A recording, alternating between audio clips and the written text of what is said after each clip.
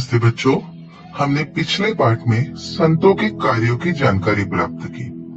शुरू में महाराष्ट्र में अस्थिरता का समय था, परंतु जिस प्रकार संतों ने लोगों के मन में भक्तिभाव का संचार किया, उसी प्रकार वीर मराठा सरदारों ने महाराष्ट्र में शौर्य परंपरा का निर्माण किया। वह समय अत्यंत ही अस्थिरता का समय था।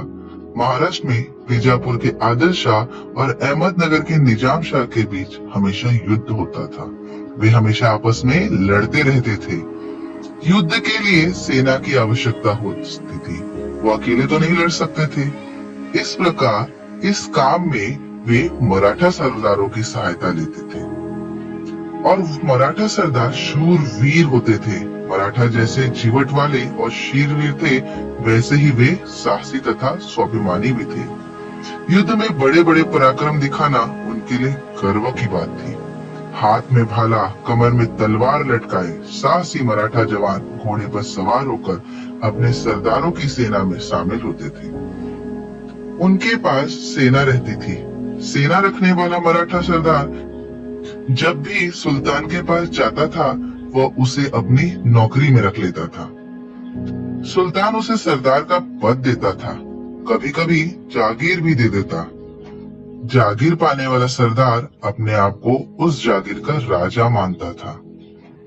बीजापुर और अहमदनगर के सुल्तानों के दरबार में कई बड़े बड़े मराठा सरदार थे। उनमें सिंदखेड़ के जादव, फलटन के निम्बालकर, मुधोल के घोरपड़े, जावली के मोरे तथा एलोरा के भोंसले आदि प्रमुख सरदार थे। सिंदखेड़ के जादव देवगिरी के यादवों के वंशज थे। शिवाजी महाराज की माताजी जीजाबाई सिंदखेड़ के लखोजी जाधव की बेटी थी। वे सरदार शूरवीर थे, परंतु उनमें से कई सरदारों में परस्पर बड़ी शत्रुता थी। संगठित होकर पारस्परिक हित के लिए कुछ करना चाहिए, ऐसा विचार वे कभी नहीं करते थे। यही कारण था कि उनका शौर्य उस समय दूसरों के काम आता था, लेकिन ऐसा होते हुए भी मराठा सरदारों ने महाराष्ट्र के हजारों जवानों में वीरता की भावना भरी। उन्होंने बहुत से पराक्रमी वीर तैयार किए। मराठा सरदारों ने महाराष्ट्र में शौर्य परंपरा को जीवित रखा। महाराष्ट्र के शूर घरानों में से एलोरा का भोंसले घराना बहुत ही बहादुर निकला। लगभग 400 वर्ष पूर्व की बात है। एलोरा की गुफाओं के पास कृष्णेश्वर का सुंदर मंदिर जीर्ण अवस्था को प्राप्त हो चुका था। जीर्ण अवस्था अर्थात एक बुरी तरह से खराब हो चुका था। उसकी दीवारों में बड़ी बड़ी दरारें पड़ गई थी। मंदिर का पुजारी भी मंदिर छोड़कर चला गया था। इतने में महान देवता और उनके मंदिर की ऐसी दुर्दशा, उस मंदिर को देखकर भक्तों को बड़ा दुख होता था। आगंतुक भी पीड़ा से भर जाते, किंतु उसकी मरम्मत की बात कोई नहीं सोचता था। एक शिव भक्त रोज नियम पूर्वक जीर्ण मंदिर में आता था। शिवलिंग पर बेल पत्र चढ़ाता, हाथ जोड़कर अपने मन की इच्छा शिव जी से कहता था। एक दिन उसने मजदूरों को साथ लिया और मंदिर की जीर्ण दीवारों की मरम्मत करवाई। उसकी सारी व्यवस्था ठीक कर दी। कृष्णेश्वर का खोया हुआ वैभव उसे लौटा दिया। यह सब किसने किया पता है आपको? वे थे मालोजी राजे भोंसले। एलोरा गांव के पाटिल मालोजी राजे भोंसले महान शिव भक्त थे। विठोजी उनके छोटे भाई थे। ये एलोरा के बाबाजी राजे भोंसले के बेटे थे। एलोरा के पाटिल के अधिकार बाबाजी राजे भोंसले को मिले थे। मालोजी राजे और विठोजी राजे कर्तव्यनिष्ठ और शूर थे। उनके दरबार में कई सशस्त्र मराठे थे। वह समय बड़ी अस्थिरता का था। उत्तर के मुगल शासक ने निजाम शाही पर आक्रमण कर दिया था। तत्कालीन दौलताबाद निजाम शाह की राजधानी थी। वहां मलिक अंबर नामक उसका एक वजीर था। वह बड़ा पराक्रमी और बुद्धिमान था। उसने दौलताबाद के निकट स्थित एलोरा के भोंसले बंधुओं का पराक्रम देखा था।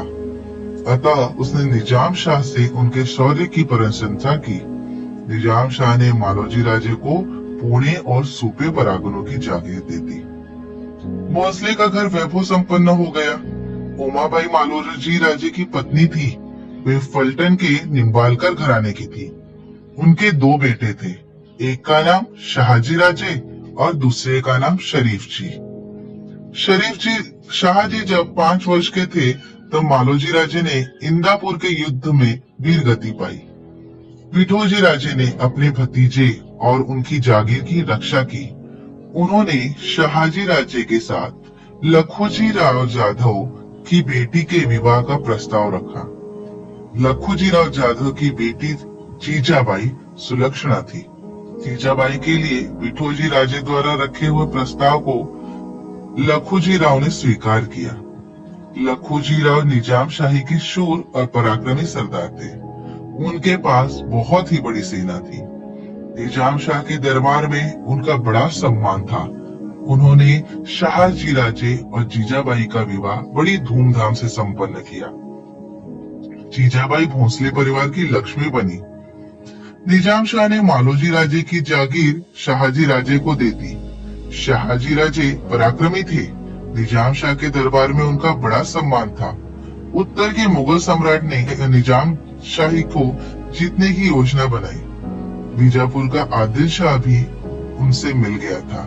तब निजाम शाही को बचाने के लिए मलिक अंबर और शाहजी राजे दृढ़ता पूर्वक लड़े। दोनों सेनाओं की उन्होंने पराजित कर दिया। यह विख्यात युद्ध अहमदनगर के पास भातवड़ी नामक स्थान पर हुआ। इस युद्ध में शरीफ जी वीर गति को प्राप्त हुए, किंतु शाहजी राजे ने वीरता का परिचय दिया, अतः उनको शूर सेनानी के रूप में ख्याति प्राप्त हुई। दरबार में उनकी प्रतिष्ठा बढ़ी। फलस्वरूप मलिक अंबर को उनसे ईर्ष्या करने लगे। इस कारण उन दोनों में वैमनस्य बढ़ता गया। अतः शाहजी राजे ने निजाम शाही छोड़ दी और वे बीजापुर के आदिल शाह के पास चले गए। आदिल शाह ने उन्हें सर्वोच्च सरलश्कर की पदवी से सम्मानित किया। कालांतर में निजाम शाही में बड़ी उथल पुथल हुई। वजीर मलिक अंबर की मृत्यु हुई। उनका पुत्र फतेह खान धूर्त था। धूर्त मतलब धोखेबाज। अब वह निजाम शाही का वजीर बना। उसके कार्यकाल में निजाम शाही का पतन होने लगा।